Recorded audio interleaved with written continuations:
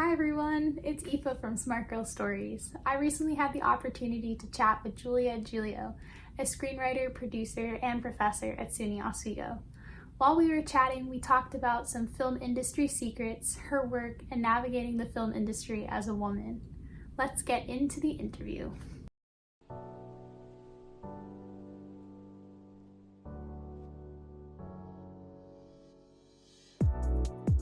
I'm a screenwriter and also a producer, and most recently I've been writing Christmas movies for Lifetime.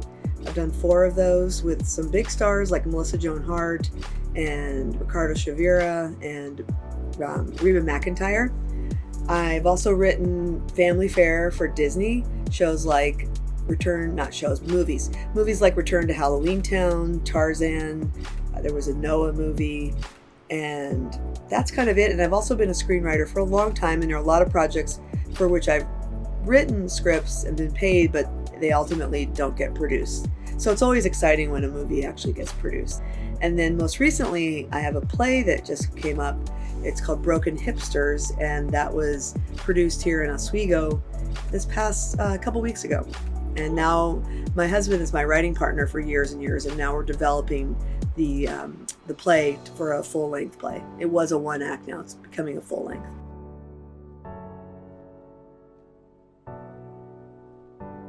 When I'm looking at a script, I'm looking for authenticity, I'm looking for a great story, and I'm looking for a script that I feel like someone knows something about. And so everybody says write what you know, and everybody forgets that. And the mistake that a lot of people make is they write what they think is cool or what they're trying to fit the marketplace now. But you can't really do that with a screenplay because it takes so long for a project to get made that by the time, the year and a half, could be 5 years, that it takes for a script to be filmed and produced, the marketplace could have already shifted again. So you're better off writing a good story and writing something that you feel passionate about, and also that's something that has something to say. So you shouldn't just write something that you think, again, going back to this idea of like, oh, well, it's really funny or it's really cool. Like that's not gonna help you. I'm also looking for stories that can be told, with a few, like low budget, high concept. That's also helpful too.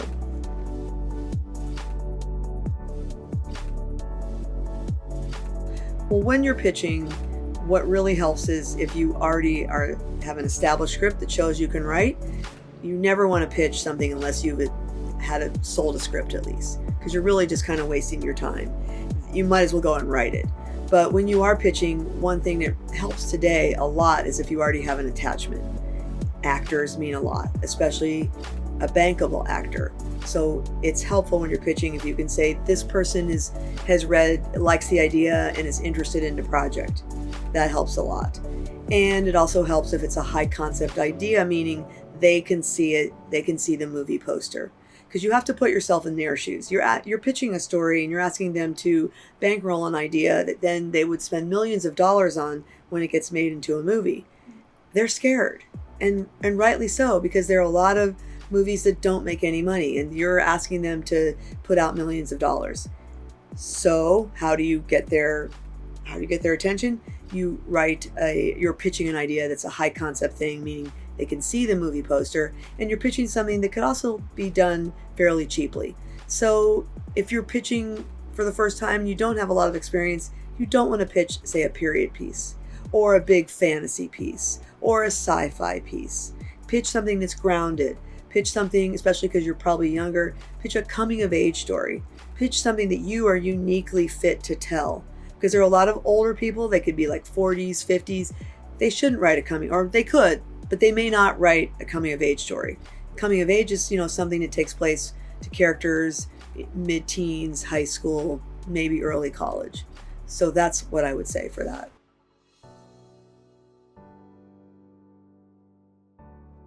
Well, again, it goes back to write the movie you want to see.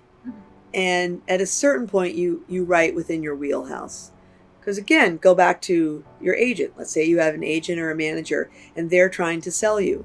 It's very confusing if they're saying like, oh, she's written sci-fi, oh, she's doing a horror, then she's doing a comedy. People tend to write within their wheelhouse. So if you've been signed as a comedy writer, they're going to want you to write comedies. You can't flip around, and that's fair, because that's like what you're good at and what you know. So so since I'm a comedy writer, let's talk about that. So you see what's happening, what you're observing. You're always observing life around you. You're always eavesdropping on people and like coming up with ideas. And a lot of times an idea can come from a character. You see this person, you wonder what their life is like, and then you start to put them into a situation, and then you start to develop an idea. Once you have started to get this kernel of an idea, then you start to create like the main beats of that story and start to think about it structurally. And writers work differently, but a lot of times we card things out. So we card out our story on index cards. They're coming up with the scenes that could happen, and then sometimes you move the scenes around, like maybe this could come earlier, maybe this comes later, and you start to develop the story. And you actually can spend like 2-3 months developing a story before you even start to type in like fade in or now the movie starts. Typically, a movie takes about like 6 months to get that first draft down. Then from there, you write multiple drafts. But most professional writers, it takes a while. And then you're ready to share it with somebody. And then you get notes. And then you have more rewrites. So I went to NYU and grad film. And at that time, they had this program where they would kick out a third of the students after the first year. And so if your films weren't good, they would say goodbye. And there was a woman I worked with. Her name was, I worked with this woman. Anyway, she was terrific. And this was a friend. And she was kicked out. But she immediately went and got a full-time gig in Hollywood working for a producer. So that when I finished up film school, my husband and I decided we were going to try to write one script together. It was just one. And then I was going to go off and become a studio executive, and he was going to write thrillers. But we wrote this one comedy together. And we got to LA. We needed to send it to people to try to get notes, and we were trying to get an agent. So I sent it to this friend of mine who had left NYU. And she said, I like this script. Let me give you some notes. And she was working for a producer. And that's kind of how we broke in, because she said, I'll help you get an agent. And she did. And so through her, we got our first agent. And that was really helpful. And we got our first agent in 5 months. And from there, once you have an agent, then the agent sends out your script. Usually you don't sell it, but you gain fans. And then you start pitching ideas. And then a lot of times producers will say, oh, I liked your script. I couldn't buy it, but I would love to hear what else you have, some other ideas. And that's how we ended up pitching the idea for Tarzan. And then Tarzan got set up. It became an animated movie. Ultimately, we were kicked off the project because we were like baby writers, but we still got a writing credit. That led to our next project. Then we wrote another script. We did that on spec. A lot of times you write on spec. That means you're writing it on the speculation. Spec is short for, spec is short for speculation. So think of SPEC. And that movie we sold to Bette Midler's company. And again, those things don't happen if we didn't have an agent. And we got the agent because of somebody I knew from NYU. And that's what got us rolling, which is interesting, actually. It wasn't my husband's contacts. It was my contacts. And then from there, eventually you switch agents and managers, and you keep kind of moving along. And you never really feel secure. When people say like, oh, now you've made it, you never really feel like you've made it, because it's always like, what's the next project? You're only as good as your next project. I guess I would say as a woman, there were many times when I would be the only woman in the room. And there would be times where I probably wanted to put more female characters in. And it wasn't until I started writing Christmas movies that it really got fun, because all the Christmas movies, they're female driven. The main character is a woman, and she's the one who has agency. And those are Christmas movies. So yeah. Whereas the big action movies are still male driven. And you can go look at like Destiny, our big multiplex that's closest, and see what they're showing. And they're all male driven movies. And right now, I know, because I was looking at this the other day, only 2 of them are written by women. And there's like 10 movies. 2 or maybe 3 written by women, 7 are written by men. So I guess my advice to women is write female-driven movies, because this is a frustration I have with some of my students, my female students. They'll pitch ideas and they're male-driven, and I'll say, why are you doing that? Write a story about women. Have women be the leads, because if you don't do it, no one else is going to do it.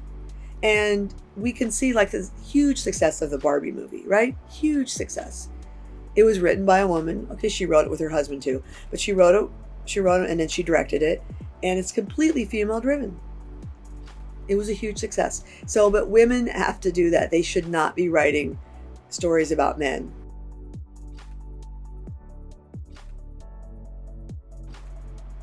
I would tell myself to, write female driven movies. Now, the early scripts that my husband and I wrote, the first one that we sold was a female driven movie. It never got made, but it was called Welcome to the Family.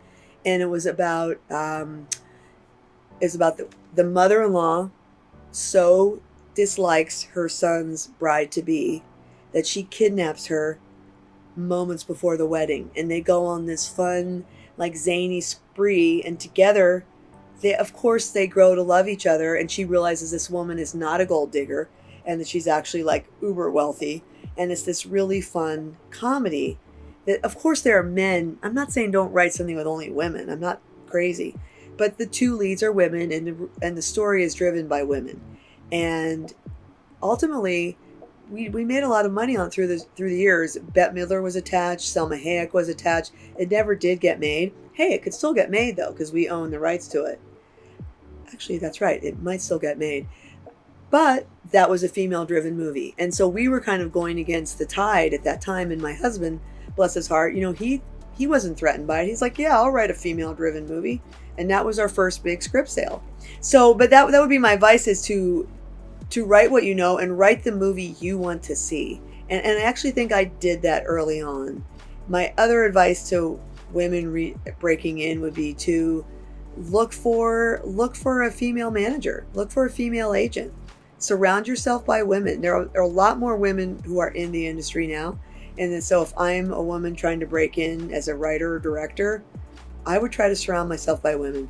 Get another woman to do the DP work. I mean, we have right here at SUNY Oswego some amazing female DPs, this director of photography. I mean, it's a cinematographer. And they're great. Work with other women. Because, if you don't, no one else will. And there's some really great women working in the field. And the studios do want to hire women. But if everyone who's made movies before are men, they're going to be like, well, I guess I'll hire another man.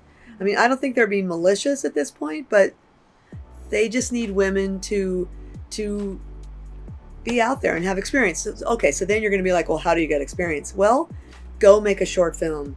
Get it on YouTube. Get it into film festivals. Make something interesting that's about people i.e. women. Don't make it about men.